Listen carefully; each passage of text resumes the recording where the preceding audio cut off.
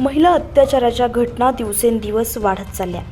पश्चिम बंगाल येथील आरजी महाविद्यालयातील ट्रेनी महिला डॉक्टरवर अत्याचार करून तिची निर्घृण हत्या करण्यात आली आहे।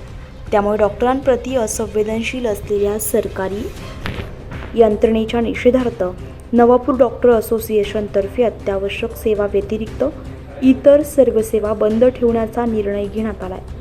दिनांक 17 ऑगस्ट 2024 रोजी एक दिवसासाठी अत्यावश्यक सेवा व्यतिरिक्त इतर सर्व सेवा बंद करण्यात आल्यात। शासनाने या घटनेची गंभीररित्या दखल घेऊन कडक कारवाई करावी अशी मागणी नवापूर डॉक्टर असोसिएशनने केली असून त्या संदर्भातले निवेदन नवापूर पोलीस ठाण्याचे पोलीस निरीक्षक नरेंद्र साबळे यांना देण्यात आले।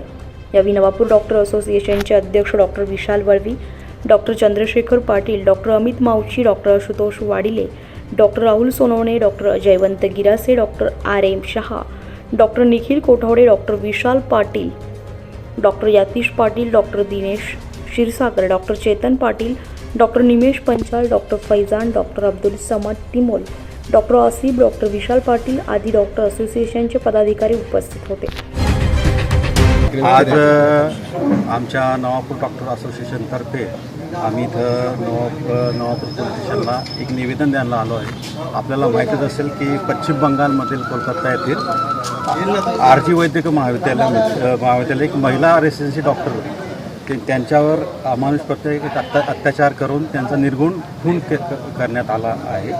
ही घटना ही असंवेदनशील घटना असल्यामुळे आम्ही त्याच्या निषेधार्थ इथं जमलेलो आहे आणि आज दिनांक 17/8/2024 शनिवार रोजी आज सकाळपासून आम्ही आमचे त्या घटनेच्या निषेधार्थ आम्ही सर्वांनी सगळे डॉक्टर असोसिएशननी मिळून आज आमचे दवाखाने हॉस्पिटल्स वगैरे सगळे बंद ठेवण्यात आलेले आहे। त्यासाठी फक्त अत्यावश्यक सेवा वगळता इमर्जन्सी सेवा वगळता सर्व दवाखाने आम्ही बंद ठेवण्यात आले।